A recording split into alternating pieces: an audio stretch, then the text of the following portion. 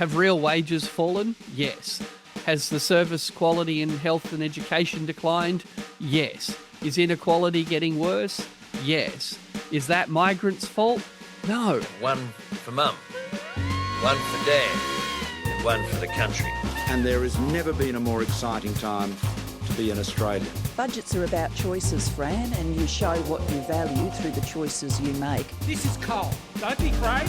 Don't be scared. The Treasurer knows. I want an economy that works for people, not the other way around. We'll just end up being a third-rate economy, a banana republic. Just follow the money. G'day and welcome to Follow the Money, the Australia Institute's podcast that explains economics, politics and policy in plain English. I'm your host, Ebony Bennett. Last year, Prime Minister Anthony Albanese led the Labor Party to an historic election victory. Today, the Australian people have voted for Australian values. Labor won in a landslide and the Liberal Party suffered its worst result since World War II.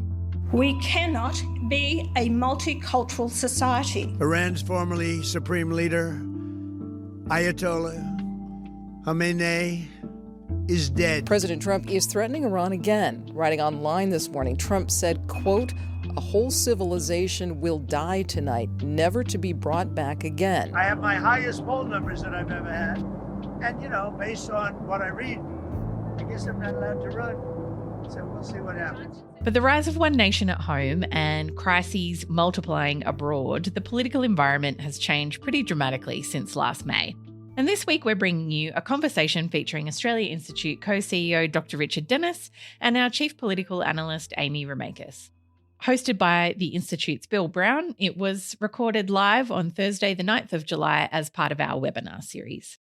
They discussed how One Nation has benefited from collapsing support for the Liberal Party, lessons for independence and the Greens, and how the Albanese government is faring a year and a bit after that landslide election result. So if we start with Richard, what explains Labor's landslide win last year? Is it external factors like Donald Trump and a particularly bad Liberal campaign, or internal ones like Labor's discipline and policies?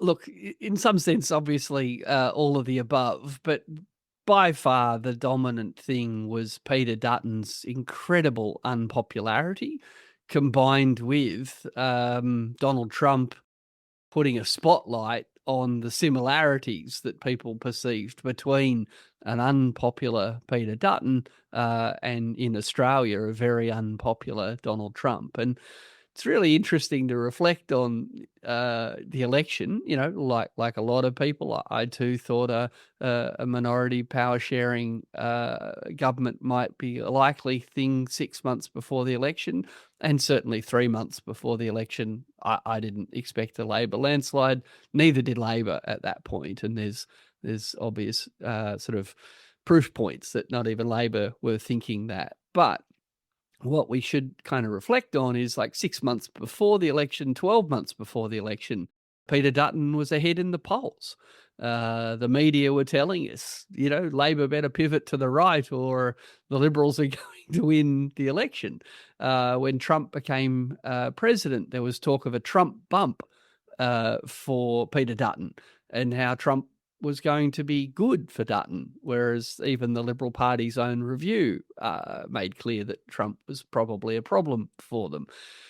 So big picture, thinking about the way the media are kind of obsessed with Pauline Hanson right now, I think we should remind ourselves just how, not just out of touch, but how bad at reading facts that are available the commentariat can be when it comes to elections. But look, realistically, Labor didn't think they were going to win in a landslide.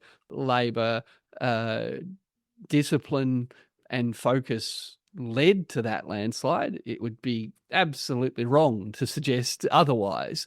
But really what we saw was the Liberal Party falling to pieces in front of us. And again, while Dutton was a particularly unsuccessful and unpopular opposition leader, let's go back again. Tony Abbott lost his seat, what was once a blue ribbon Liberal seat in 2019. Did the Liberal Party pivot? No. They went to the 22 election and lost 6 more blue ribbon seats. Did the Liberal Party pivot? No. They went to Dutton.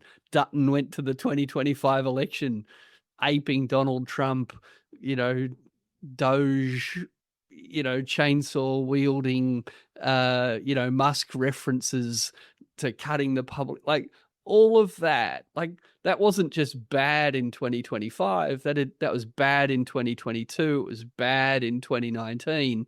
It really took the Liberal Party a good 6 years of ignoring voters to get into the mess they were in. And then, of course, straight after the election, they elected Susan Lee, but then dumped Susan Lee. And the real lesson here is if you ignore voters for long enough, you will lose a lot of voters.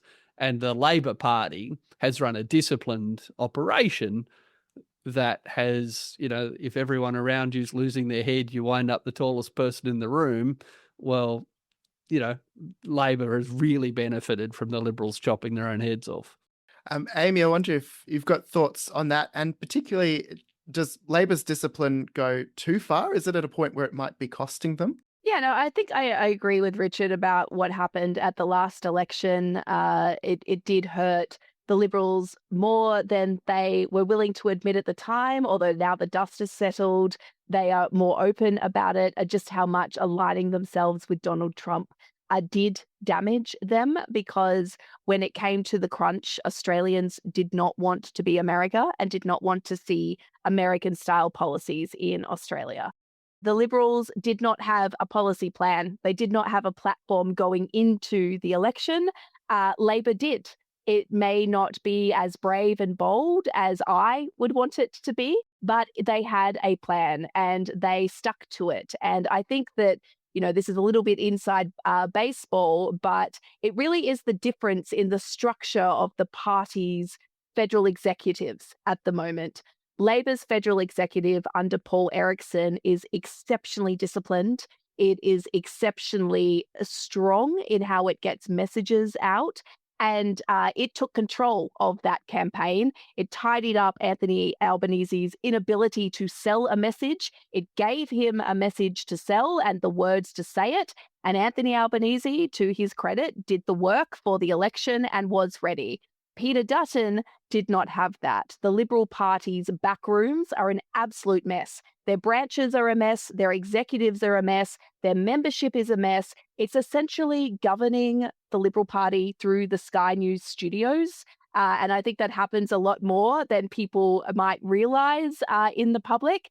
And they created a nice little bubble for themselves where the answer, no matter what the question, was to go further to the right. So every time they lost something like a by-election, you would have Sky News commentators go, well, Peter Dutton just wasn't conservative enough. He just wasn't right enough. He needs to go further.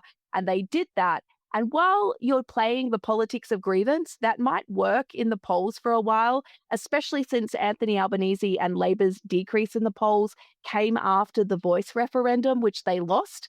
But the coalition under Peter Dutton and many of the people who are still in senior leadership positions in the Liberal and National Party now made the mistake thinking that having won the referendum by misinformation, disinformation, and malinformation, they had won the country. They had not. In terms of, Anthony Albanese and what does he stand for, I think you could say his first term certainly was incrementalism.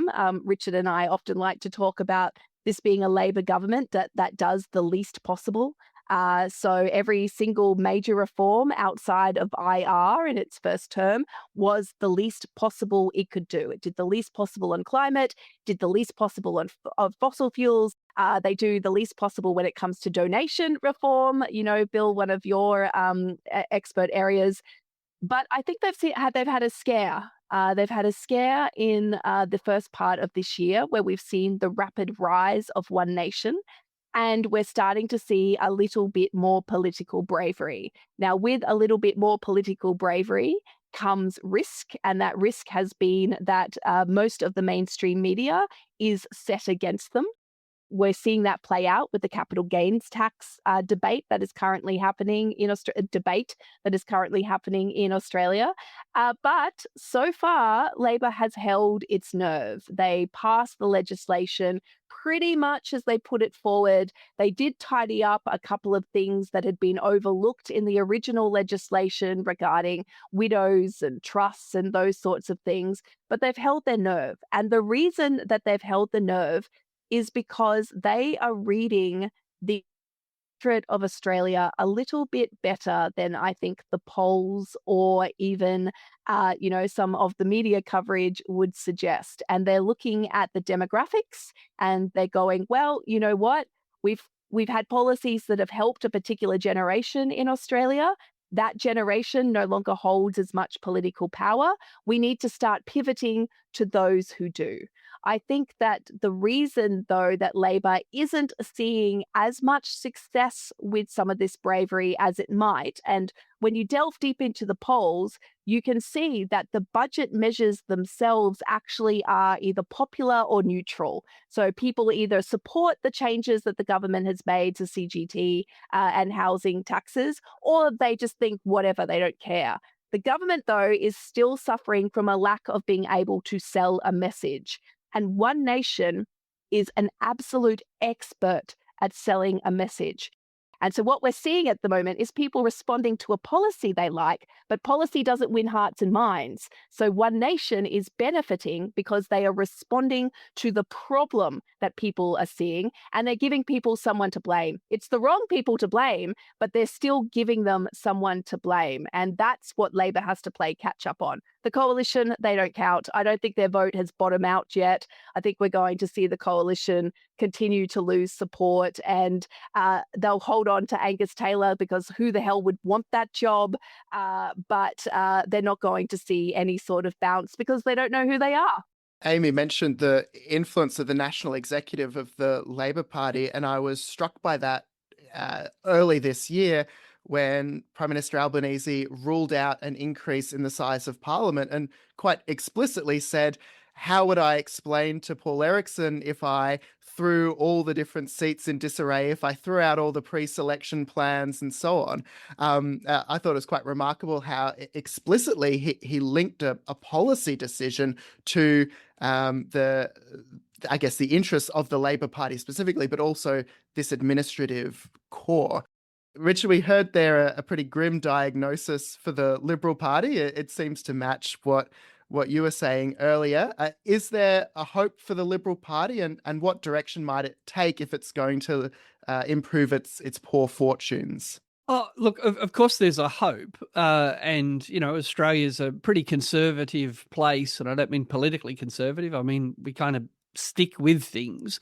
Most people don't swap banks, even though their big bank is ripping them off. Most people don't swap electricity provider, even their electricity provider is probably charging them 20% more than the best deal floating around.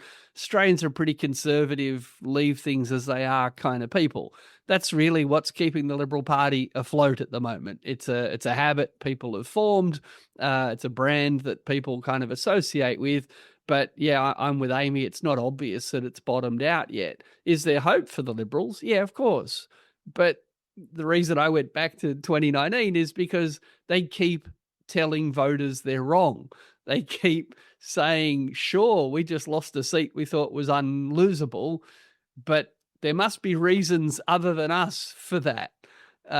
So is there hope for them? Yeah, of course. But if you have a hopeless leadership that continues to deny you're in the situation you're in, as Amy said, if you're taking your strategy advice from former Liberals or, people who've never actually sort of won an election in their life, if you're going to take your political strategy advice from people who either have no experience or have lost because they had bad judgment, then, guess what? As an organisation, you're probably not going to make the best decision. So could the Liberal Party resuscitate itself? Maybe. Could the Nationals resuscitate themselves? Maybe. Do I think it's likely? No. But that's literally just projecting from trend, right? That's because they haven't changed direction in the last 6 years. Were they to change direction? Of course. but I just don't think that's Unlikely, likely. given Exactly. they've just made Tony Abbott president of the Liberal Party. I mean, Right. they're just digging that hole deeper and deeper and deeper.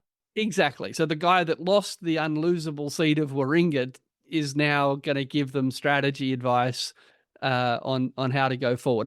And Richard, one thing you and I have talked about before that I hadn't really anticipated is that those blue ribbon seats, those supposedly safe seats, played a different role in the party in cultivating talent that makes them unlike other seats. Do you want to go into a bit of detail for our listeners about the difference that a safe seat makes? Yeah, look, when there's a couple of things there, and you've got some interesting observations on this too, Bill. But so-called safe seats have played a really important role historically in how the major parties organise their future.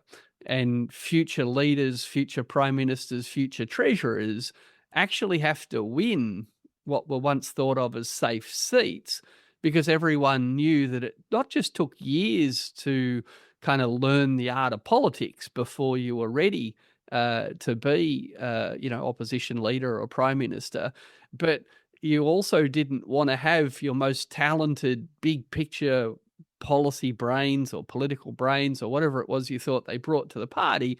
You didn't want them distracted, spending all of their time at the local fair in living in terror that if a dozen voters change their minds, they'll lose their job. So the safe seat idea was a real breeding ground for future leaders because it gave them the political space and the time in their diary to do the bigger picture political work of, building allies with the business community, endlessly talking to journalists on background about national issues rather than out there on the hustings sort of saying, please, I know my party's a bit crap, but I'm a great person, vote for me. So yeah, the Liberals have now lost their breeding grounds. That said, the Labor have got the same structural problem, while ultimately the sort of political mood hasn't exposed this problem for them yet, the idea that there are safe Labor seats that can't be lost and that the future generation of leaders can sit there plotting the future. Well, if you look at the last election, Labor nearly lost one of its safest seats in the country of Bean here in the ACT to an independent, Jesse Price. Josh Wilson nearly lost the once very safe seat of Fremantle to an independent. Now, because winners are grinners, we don't, the media didn't say, boy, Labor got a shake up there. This safe seat idea is dead for them too.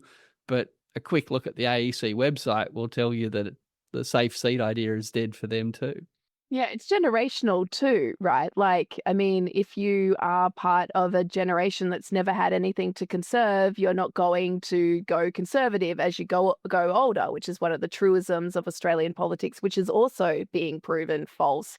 But I also think that there was such infrastructure around our major political parties, pretty much from the time of Menzies up. Labor had the union movement, which was heavily involved in communities, and their safe seats were the ones where you had the most industrial workers or working class people. And then you had the Liberal Party, which was underpinned by the business movement. And so they too, that was the richer the people, that was their safe seats. We have seen such a fracturing in those underpinnings of Australia's society. Unions have lost power. Business is now so far removed from communities that they may as well be in a completely different stratosphere. And when you combine that with the lack of housing security in Australia, it is not surprising at all that we have seen voters no longer tied to voting the same way that their parents or grandparents did. We don't grow up in families anymore where if you're a Labor family, your kids are automatically going to grow up and vote Labor or vice versa. We also don't have families living in the same community for generations anymore because of what we did to the frickin' housing market, where we made it absolutely impossible for children to settle in the community that they had grown up in. So they've had to go and form other communities, which has again fractured that safety. So the political parties have basically laid the foundations for their own doom in terms of safe seats. because they are the ones that set up the fracturing of all of those social bonds that had led to the safe seats in the first place. And I go back to the 2022 election when we had Josh Frydenberg, a potential prime minister for Australia. He still thinks he might be a potential prime minister for Australia, depending on who you speak to. He was somebody who in that election would have been crucial for the Liberal Party and was unable to leave the seat of Kooyong because of the challenge that then independent, candidate Monique Ryan had put up. It is something that the Liberal Party had completely ignored up until that point. And then suddenly the Treasurer, who had spent all of this time living at the lodge with Scott Morrison during COVID, having little buddy sleepovers, was stuck in his electorate, having to do stand-ups on all sorts of things from his electorate, unable to travel because every single vote counted. And that was still not enough to scare either major party, that there has been a shift in how Australians view their electorates and how they view their representation. So I agree with Richard. I don't think it's something that Labor's had to think about yet, but they will. Because I think the fact that we are seeing One Nation capitalize on the collapse of the Liberal Party vote and just all of that anger that goes along with that collapse, I think Labor is going to have to start to think about whether or not you do have seats that are no longer just given to you because of your political stripes, but because of what you represent. And they so far, they've made some steps, Labor have made some steps to try to appeal to other voters outside of what they consider their safe areas, but they haven't quite cottoned on to the fact that they too are just under threat as the Liberals, which, from a political analyst point of view, makes for a very interesting election, but it also makes for, it lays the groundwork for some bad decisions that haven't necessarily been thought through. And I think, given that we don't have any reins on pork barrelling or anything else that happens in Australian politics when MPs feel under pressure, we're probably in for a couple of rough elections until they start to accurately respond to what the threat that's there. Well, stay with you, Amy, for the moment on things that are frightening the major parties. I said One Nation did well at the last election, getting 6% of the vote. Since then, they've been on a tear, polling sometimes over 30% of the vote, well above the coalition and sometimes higher than the Labor Party. What do you think explains their success and will it hold? Yeah, so I'm a Queenslander, so I don't tend to get quite as breathy over One Nation as some of my media colleagues because I've seen One Nation up close and I've seen them rise and I've seen them fall and I've seen them come back again, and they haven't changed their stripes. Not to say that they, can't succeed, but they're a very easy to understand operation if you want to actually understand them. They have benefited from the collapse of the Liberal Party and the National Party. The coalition, which, basically was Australia's right-wing political mainstream party, has collapsed, and people who would usually vote for that are now putting their vote with the other, what is becoming mainstream right-wing political party. And when you speak to people, the soft voters for One Nation, they are not attracted to One Nation policies. They cannot name One Nation policies. That makes sense. One Nation does not have policies. It's not anything to do with One Nation's offerings. It's all to do with how One Nation makes them feel. Pauline Hanson's main survival tactic in politics has been to be a harvester of grievances, and she harvests those grievances very, very well. Australia is seeing an economic downturn. We're seeing a drop in living standards. We've had basically a national growth party for 30 years. The lights are now well and truly on, and everyone is standing around going, what happened? Despite the fact that we've had warnings for years that this was, the wheels were falling off and the party was over. It's now absolutely hit, and people are angry, and they have a right to be angry. They don't have a right to be racist. They don't have a right to, blame vulnerable communities, but they do have a right to feel angry that they've been betrayed by their politics, because in a lot of cases, they have. It's very clear how they've got betrayed by their politics, and where they're blaming isn't at all the reasons why they got betrayed, But you can see how One Nation, that offers a very simple message, you have the right to be angry, and this is who you should be angry at, is attractive to people who feel that they are not being listened to. That being said, One Nation still does not have a cohesive messaging or strategy. And the closer people see One Nation's, actual messaging, the less attracted they are to it. There's plenty of time for voters to have a look at Pauline Hanson, how close she is to Donald Trump, how close she is to Gina Reinhart, how close she is to actually not understanding anything from the economy to the health system to, social constructs like maternity leave or welfare or all the rest of it. And when people do actually start thinking of how they're going to vote, they do tend to remove emotion from it a little bit. The danger for Labor is how long One Nation's harvesting of grievances goes for, because they do have a lot. We've gone from 6% to 30-something% in a year. If some of those soft voters completely turn away from Labor's message or an independence message, that's when you're going to start to see the panic set in about what One Nation could be capable of at the next election. At 20, I think Richard has previously said that, at 20 and 25%, the One Nation probably ends up collapsing the Liberal Party vote even further, but they don't actually do anything in terms of seats that would give them control of the country. At 30 to 35%, we've got a very different story where they're potentially the opposition or maybe even, depending on how the cards fall, in a minority government with the coalition. So Labor basically has a year to start addressing the concerns that One Nation voters are raising. And those concerns are about the economy. If you give people money to live, then people are not going to be as angry and start blaming other people for why they don't have money to live. It's not actually that difficult. People just need money to live, and you have not seen that in Australia. So if you start giving them money, if you start giving them support, then you start actually seeing society's anger levels start going back down to, reasonable areas. Look, I couldn't agree more. Let's go through a list. Have real wages fallen? Yes. Has the service quality in health and education declined? Yes. Is inequality getting worse? Yes. Is that migrants' fault? No. Okay. People are rightly angry. And Pauline Hanson, as Amy just said, is really good at grievance harvesting. If you're angry, you should be, vote for me. Now, her trick is that she's not actually offering to solve any problems. She's just offering to blame someone who's not you for those problems.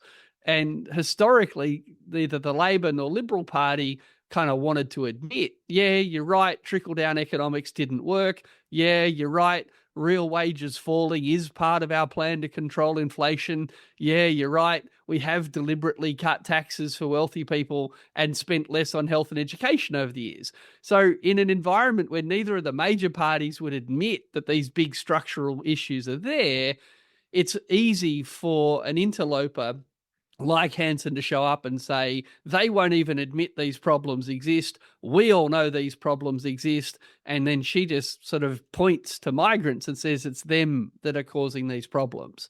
Now, of course, what I'd say is, well, no, you're right about wages, you're right about services, you're right about inequality. If we tax the gas industry, we could actually just shovel money onto the services you need. How would free childcare help? How would, if you didn't have to pay private school fees, wouldn't that be good? Wouldn't it be good if you didn't need private health insurance?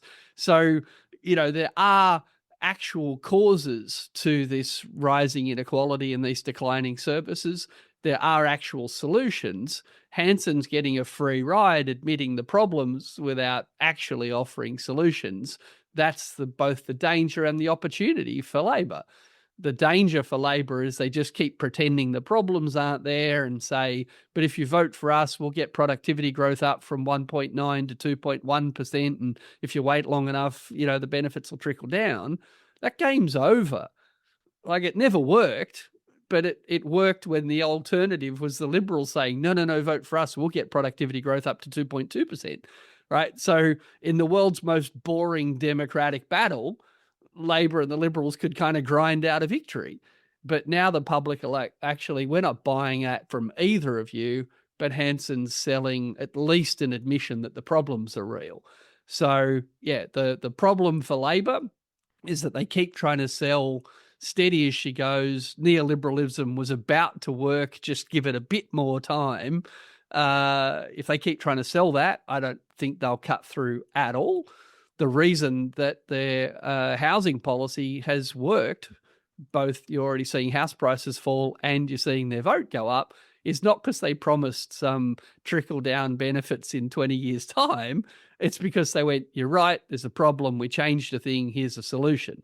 So more of that from Labor, more admitting there's a problem and directly offering solutions to them will, I think, make some of that grievance feel far less, will feel far less for the people feeling it. And at the same time, they'll get the benefits of actually fixing the problems. And again, something simple like, stop giving half our gas away for free. All of a sudden, there's money. We've just been told for decades, and even though we're one of the richest countries in the world, and even though the economy's grown, no soup for you, tough times, tighten your belt, Hanson plays into that, saying you're getting ripped off. It's the migrants that are getting all the benefits, or it's the someone who's not you, whereas actually make the foreign gas companies pay a lot of money, spend it on essential services, actually solve people's problems. And what are the Liberals going to do? Take the side of the foreign gas companies? What's One Nation going to do? Take the side of the foreign gas companies?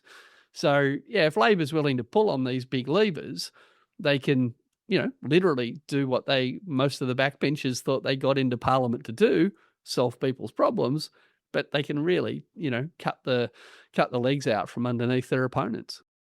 Thinking about the kind of the grace that a politician gets just for admitting there's a problem. I mean, we're 10 years out from Donald Trump's run and Make America Great Again. And Hillary Clinton, I think, gave the mealy-mouthed response that I think America's pretty great already. But Donald Trump was speaking to a real experience that Americans were having, and I think used that greatly to his advantage. I've observed on the Point Live blog that the Greens are now polling about as well as the Liberal Party are, and that has something to do with the Greens vote improving, but a lot to do with the Liberal vote falling. It's a modest improvement for the Greens, especially compared to One Nation. Richard, why do you think the Greens have failed to capitalise on the anti-establishment sentiment, on the discontent that people are feeling? Oh, look, good question. I don't have a simple answer. I think part of it is the media say, did you hear what Pauline said today? Even if she didn't say anything new. Like, when she started to surge in the polls, I read some piece in the Sydney Morning Herald. What would Prime Minister Pauline do? Like, the Greens will never, ever get that kind of coverage from Australia's so-called mainstream media. They just won't, even though there's far more of them in Parliament, and even though they've been around a long time, even though they're in balance of power right now in the Senate. The government needed the Greens votes to pass its capital gains tax changes, for example. Hanson just often doesn't show up to Parliament. She gets mocked for being lazy, but the opposite is also true. Her vote doesn't count, all right? But so the media love a right-wing scare story. Hanson voters like reading it. People that don't like her like reading about her. So on the one hand, I'm not saying it's all the media, but boy, the Greens would never get coverage of, okay, let's play fantasy football. How could we make Australia a better place? Larissa Waters, just sit down and tell us what your plan is. Not going to happen, not in Australia. But that said, far fewer people are reading those newspapers anymore, so you can't say that's all that Hanson's got going for her. But look, at the same time, I think the Greens, while some of their goals seem quite radical for a lot of people, certainly the journalists think so, but their approach is actually kind of quite technocratic. Like, okay, here's our costed solution. Take a knee. I'd like to talk you through my sophisticated change that I'd like to propose for insert policy area here. I got no problem with that. As people who are in balance of power, that gives them both specific things to call for and, incremental change available through amendments. But that doesn't really kind of meet the mood of Trump saying we need to drain the swamp because it's broken, or Pauline Hanson saying the whole system's rigged, vote for me, or Nigel Farage. Right? Do you see what I mean? Like, while the Greens, I think, do have quite an ambitious reform agenda, their reform agenda is articulated through the medium of, let me show you my policy paper. And as Amy said before, most voters aren't deciding who to vote for based on the number of footnotes that are in a policy paper. As a researcher who writes policy papers with footnotes, I'm not mocking the importance of policy detail.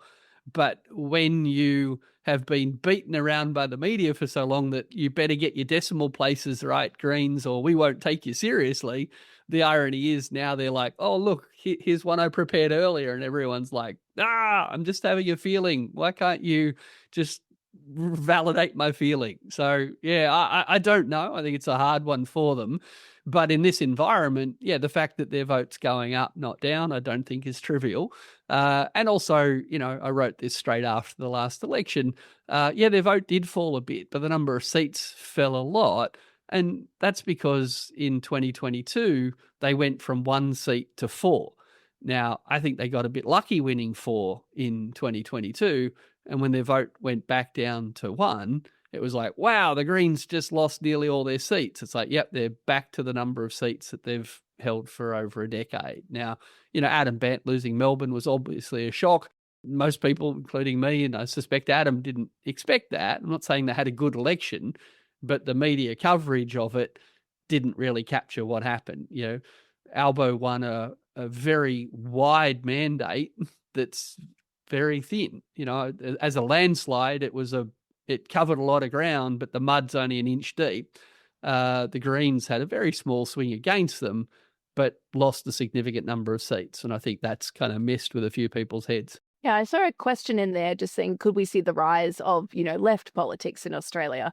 And I think part of the issue, just to go on from what Richard is saying, is that, the left does not get taken seriously in Australia and never has.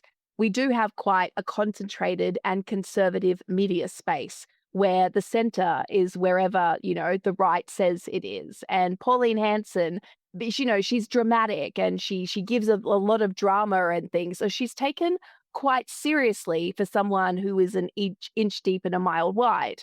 If you actually asked Pauline Hanson questions like we saw at the press club, she can't answer them, but she can attack journalists. Journalists don't talk about the fact that she can't answer them. They talk about the fact that she, went on the attack. Or, the biggest sin in my eyes as a journalist is they try to legitimize her